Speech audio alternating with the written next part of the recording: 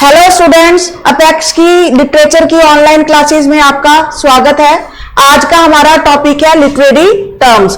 जो स्टाइल को रेफर किया जाता है जो राइटर्स और जो स्पीकर्स अपनी राइटिंग्स को अच्छा बनाने के लिए यूज करते हैं। फर्स्ट है हमारा सिमली। सिमली का मतलब क्या होता है? जिसमें कि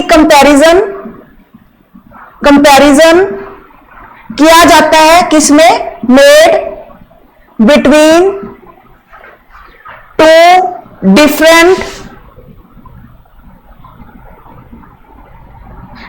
different objects which have at least one common point.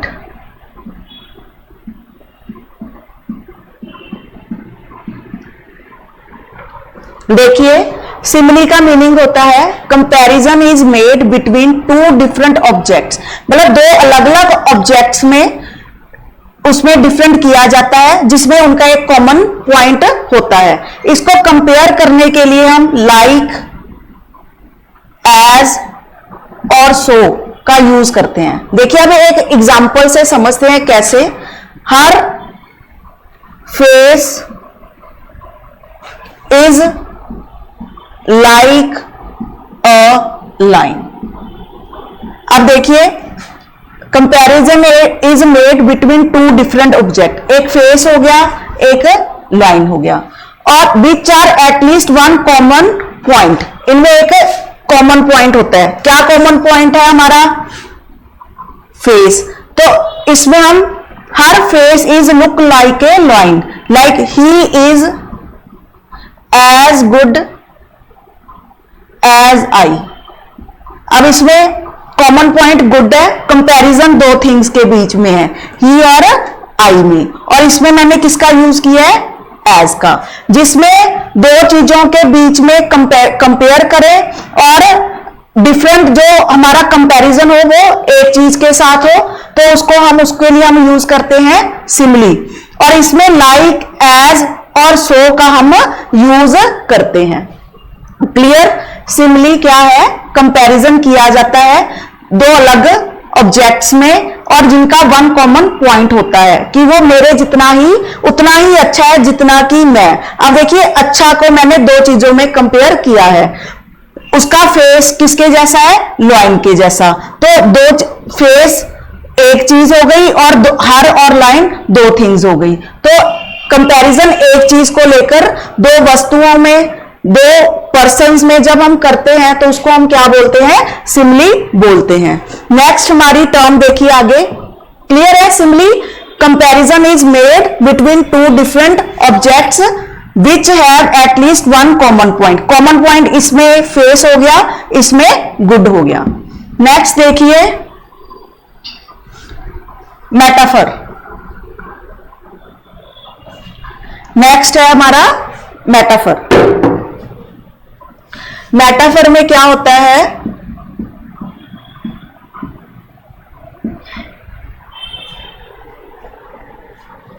इसमें भी कंपैरिजन होता है बिटवीन टू डिफरेंट ऑब्जेक्ट्स, जैसे हमने सिमिली में किया था, between two different objects without using comparison words.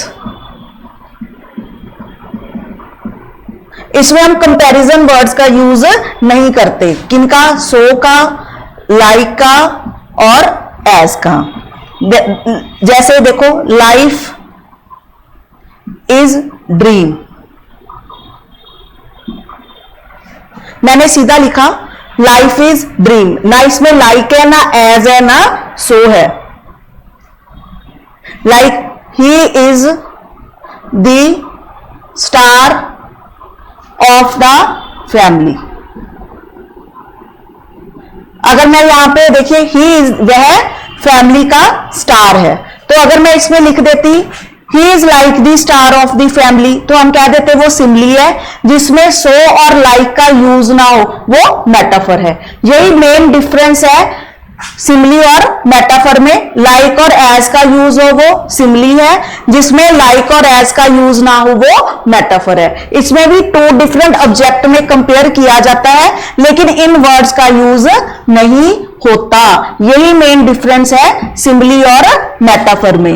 आगे हमारा नेक्स्ट वर्ड देखिए, personification. Personification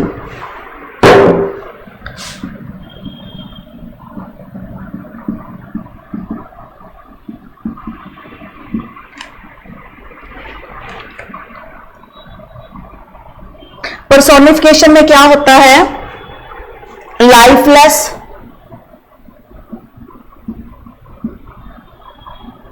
objects and abstract ideas are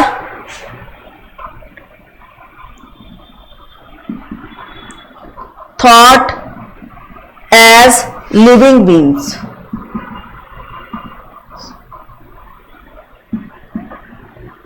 जिनमें मतलब इसका मतलब क्या, देखो, lifeless objects and abstract ideas, मतलब जिन चीजों में जान नहीं है, जो चीजें निर्जीव है, निराकार है, उनको लिविंग बीइंग्स की तरह, मतलब उनकी तरह दर्शाया जाता है। जैसे लव इज ब्लाइंड। अब लव जो हमारा क्या है, अब्स्ट्रैक्ट है ना। लव को हमने किसके साथ मानवीकरण कर दिया, ब्लाइंड के साथ। भी प्यार अंधा होता है। द ट्रुथ सिट्स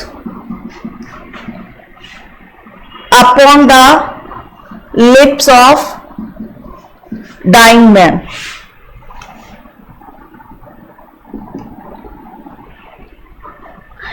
जो ट्रुथ है ये भी हमारा क्या है, अब्स्ट्रैक्ट आइडिया है, लाइफलेस ऑब्जेक्ट है, और डाइंग मैन, इसका मतलब क्या है, जो ट्रुथ है मरते हुए व्यक्ति के होंठों पर बैठता है। तो डाइंग मैन इसमें क्या हो गया, हमारा लिविंग बीइंग हो गया। ठीक है, जब लाइफलेस ऑब्जेक्ट को या कोई अब्स्ट्रैक्ट थॉट या आइडिया है उसको लिविंग बीइंग के जैसे शो किया जाता है, कंपेयर किया जाता है, तो उसको हम क्या बोलते हैं, पर्सोनिफिकेशन बोलते हैं। सिमिली में हमने क्या किया था, टू डिफरेंट आइडियाज को एज और लाइक और सो का यूज करके कंपेयर किया था।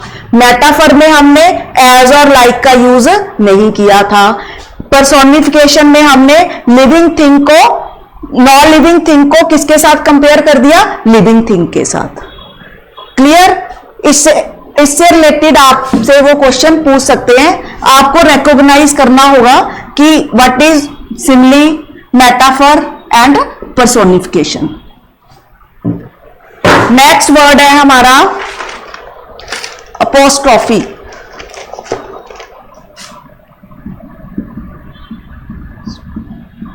इसको हिंदी में संबोधन बोलते हैं।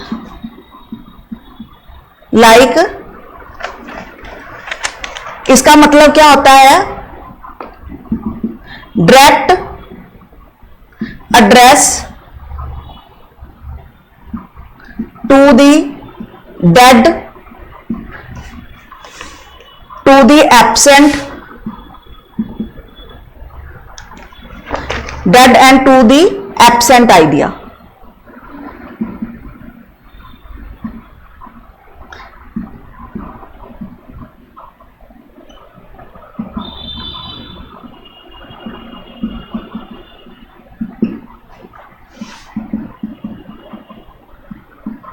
मतलब देखिए, अपोस्ट्रोफी का मतलब क्या होता है, संबोधन करना। डायरेक्ट एड्रेस, किसी को जब जो हमारे साथ हमारे सामने नहीं है, या तो जिसकी डेथ हो चुकी है, जो हमारे साथ एब्सेंट है, हमारी आंखों के सामने नहीं है, उसके लिए हम अपोस्ट्रोफी का यूज करते हैं। देखिए, ओ word, O life, O time, मतलब संसार, जिंदगी, टाइम, है ना। ये तीनों चीजें हमारे सामने नहीं है, लेकिन हमने इनको क्या किया है, एड्रेस किया है, तो उसके लिए हम अपोस्ट्रोफी का यूज करते हैं। और ये वाला मार्क किसको शो करता है, अपोस्ट्रोफी को शो करता है। Direct address to the dead, to the absent idea ठीक है, एग्जाम्पल है इसकी O word, O life, O time, और मार्क क्या यूज किया हमने, अपोस्ट्रोफी। नेक्स्ट वर्ड है हमारा हाइपरबोल। इसका मतलब होता है किसी भी चीज को बढ़ा चढ़ाकर बोलना, बहुत ज्यादा बढ़ा चढ़ाकर बोलना। Like she shed oceans of tears, जैसे हम कहते हैं ना बोल बचन बोलना, उसने रो रो कर ओशियंस को भर दिया, है ना। या the chief was mountain high, पहाड़ जैसा स्ट्रांग है जो हमारा चीफ है, उनके लिए हम हाइपरबोल का यूज करते हैं, जिसके लिए हम थिंग्स और persons are represented as greater as, उनको हम बिटर भी बोल, मतलब अच्छा भी बोल सकते हैं, बेटर भी बोल सकते हैं, और वर्स भी यूज कर सकते हैं, then they actually are.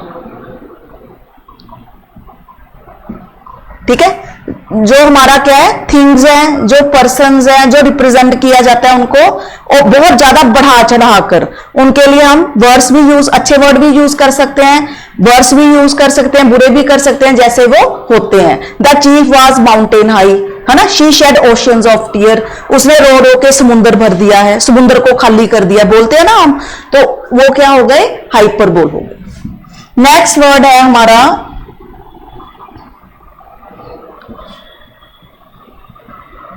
Oxymoron.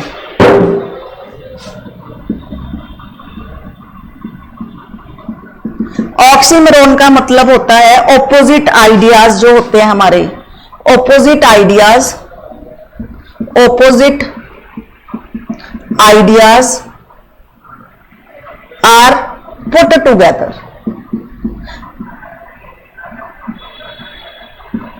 Like life is bitter sweet, है ना, बिटर और स्वीट, यहां पे एग्जांपल ले सकते हैं हम ऑक्सीमोरोन की। Having nothing, he has all, मतलब कुछ नहीं है फिर भी उसके पास सब है, तो oxymoron. Having nothing, he has all, इसमें देखिए टू ऑपोजिट आइडियाज क्या हो गए हैं, इकट्ठे आ गए हैं। जैसे हम बोलते हैं, है ना, दो ऑपोजिट आइडियाज जो कंट्रास्ट में वर्ड यूज किए जाते हैं, उनके लिए ऑक्सीमोरोन का हम यूज करते हैं। जैसे बिटर स्वीट, खट्टा भी है और मीठा भी है। क्लियर। नेक्स्ट वर्ड है हमारा ओनोमाटोपिया। ये सारे वर्ड्स आपके एग्जाम में आए हुए हैं। ओनोमाटोपिया, जिनकी साउंड सुजेस्ट इट्स मीनिंग, जो साउंड है वो क्या करती है, मीनिंग को सुजेस्ट करती है। जैसे डॉग, अगर किसी के ऐसे बार्क करने की या भौंकने की आवाज आ रही हो तो हम पहचान लेते हैं कि वो डॉग है। जैसे स्नेक किसकी आवाज करता है, हिस्की, तो समझ लेते हैं स्नेक है। कैट करती है म्याऊ म्याऊ, तो जो साउंड है इसका मीनिंग को सुजेस्ट करती है कि वो पर्सन क्या है, हमें क्लियर हो जाता है, तो उसके लिए हम क्या वर्ड यूज करते हैं, ओनोमाटोपिया। क्लियर। नेक्स्ट वर्ड है alliteration.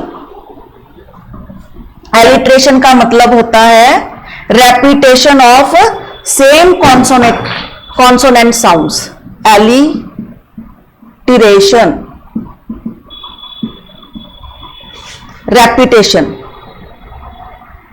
repetition of same consonants sound। जैसे इसको अगर हो किसी अगर ये रिपीट हो तो हमें सुनने में भी अच्छा लगता है और हमारे ये सेंटेंस दिमाग में भी बैठ जाता है।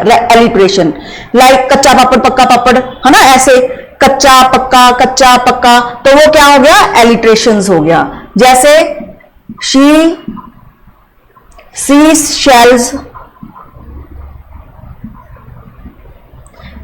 शेल्स बाय सी शोर। देखिए इसमें रेपिटेशंस हो रही हैं, है ना। एलिट्रेशन में क्या हो रहा है, repetitions of same consonant sound, sea shells by sea shores. तो ये क्या है, एलिट्रेशन है। ये कहीं भी हो सकती है, स्टार्टिंग में भी हो सकती है, लास्ट में भी हो सकती है, बीच में भी हो सकती है। उसको हम क्या बोलेंगे, एलिट्रेशन बोलेंगे।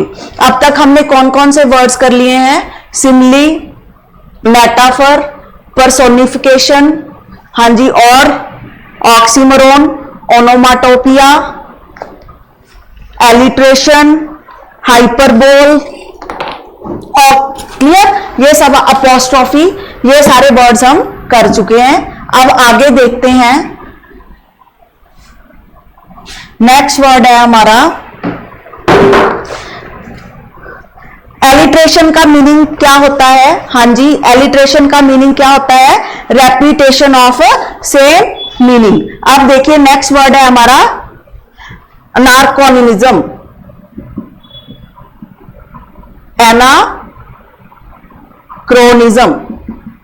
एनाक्रोनिज्म, इसका मतलब क्या होता है, N error in chronology of something located at a time when it could not have existed or occurred।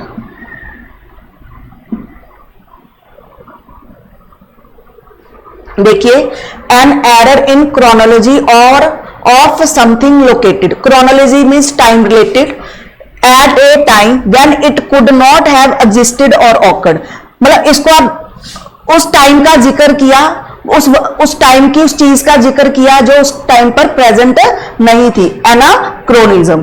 कैसे, जूलियस सीजर में उसने यूज किया है, क्लॉक हैज स्ट्रिकन 3। अब उसने उस क्लॉक का यूज किया है, उस वस्तु का यूज किया है जो उस टाइम पीरियड में थी ही नहीं। जूलियस सीजर में क्लॉक का हैज स्ट्राइकन 3, उस समय पर क्लॉक का आविष्कार ही नहीं हुआ था, उसको हम क्या बोलते हैं, anachronism. An error in chronology of something located at a time, उस टाइम पर उस वस्तु का यूज करना जो उस समय पर एग्जिस्ट ही नहीं करती, उसके लिए हम कौन सी टर्म यूज करते हैं, anachronism. Clock has stricken 3, Julius Caesar में उन्होंने ये यूज किया है, जूलियस सीजर में अपने में क्लॉक हैज स्ट्रिकन 3, तो इसमें जूलियस सीजर में उन्होंने ये लाइन यूज की है, तो इस लाइन में उन्होंने किसका जिक्र किया है, क्लॉक का, तो उस समय पर क्लॉक का आविष्कार नहीं हुआ था, उसके लिए हम किसको यूज करते हैं, एनाक्रोनिज्म को। N error in chronology of something located at a time when it could not have existed और अकर्ड, भी उस चीज का जिक्र करना जो समय में अवेलेबल ही नहीं है, उसके लिए हम यूज करते हैं एनाक्रोनिज्म। नेक्स्ट वर्ड देखिए,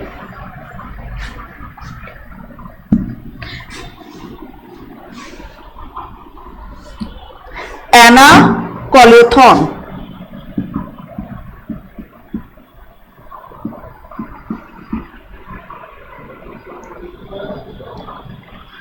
अ ब्रोकन सेंटेंस, इसका मतलब क्या होता है, broken sentence, a grammatical sequence, grammatical broken sentence का ग्रामेटिकल सीक्वेंस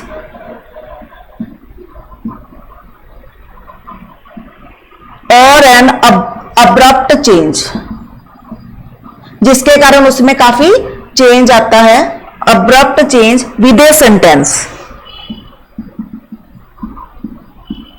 सेंटेंस में किंग लियर ने अपने में यूज किया है, किंग लियर में उन्होंने ये लाइन का यूज किया है, आई विल हैव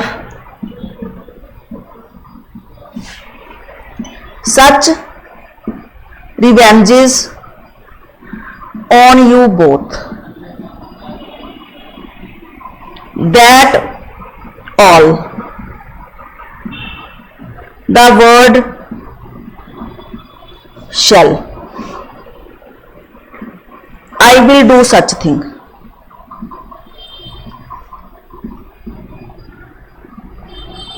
अब देखिए एग्जाम्पल के थ्रू समझ आएगा। किंग लियर में ये यूज की गई है लाइंस।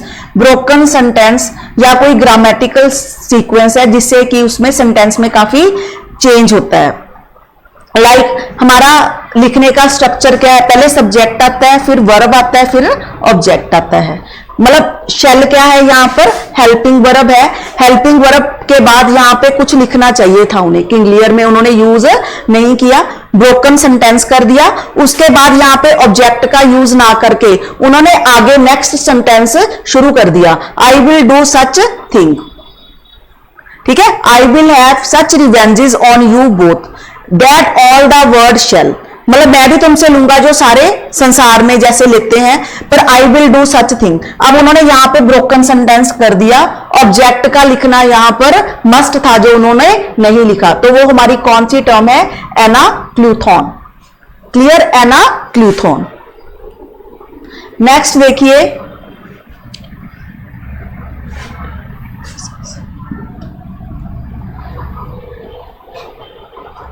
एनाडिप्लॉसिस।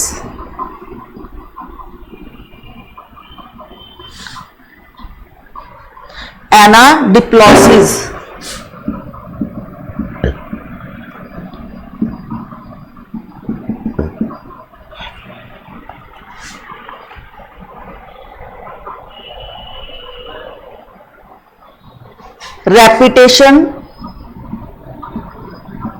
repetition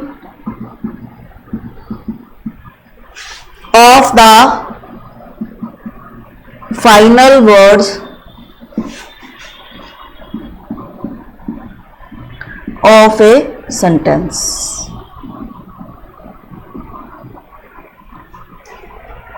देखिए,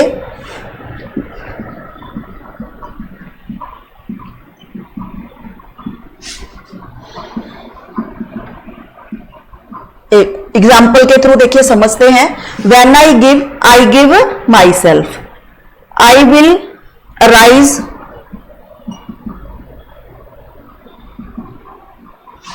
आई will arise and go now. ये क्या है, देखिए repetition of the final words of a sentence.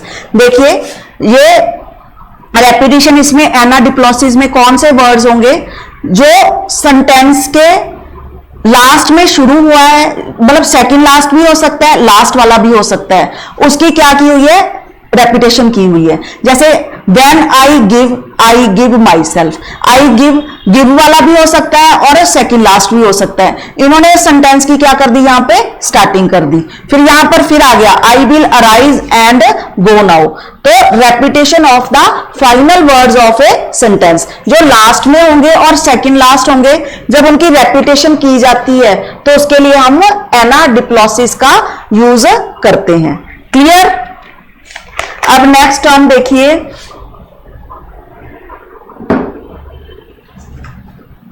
Anagram. Anagram का मीनिंग होता है, एनाग्राम, ये आपसे पूछ सकते हैं एग्जाम में, एनाग्राम अ वर्ड और फ्रेज, अ वर्ड और phrase spelled by rearranging the letters.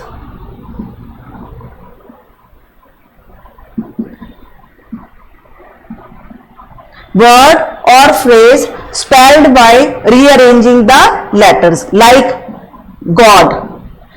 Word और phrase spelled by rearranging the letter. मैंने देखिए गॉड के, अब ये एक मेरे पास वर्ड है, इसके मैं लेटर रीअरेंज कर दूंगी तो ये क्या बन जाएगा, डॉग बन जाएगा। तो ये क्या हो गया, हमारा एनाग्राम हो गया। जैसे हिंदी में मरा, मरा का एनाग्राम बनेगा राम, तो इसको हम क्या बोलेंगे, एनाग्राम। ये हमने कुछ लिटरेरी टर्म्स की हैं जो आपके एग्जाम के पॉइंट ऑफ से काफी इंपॉर्टेंट है। ये आगे आने वाले वीडियोस में हम थोड़ी थोड़ी कर करते रहेंगे। इनके अपने नोट्स बनाइए, साथ साथ ये आपके माइंड में रहने बहुत जरूरी है कि एनाग्राम क्या है और एलिट्रेशन का मीनिंग क्या है, सिमिली का मीनिंग क्या है और ऑक्सीमोरॉन का मीनिंग क्या है, तो जिससे कि हमें एग्जाम में टिक करने में आसानी रहेगी। Thank you very much.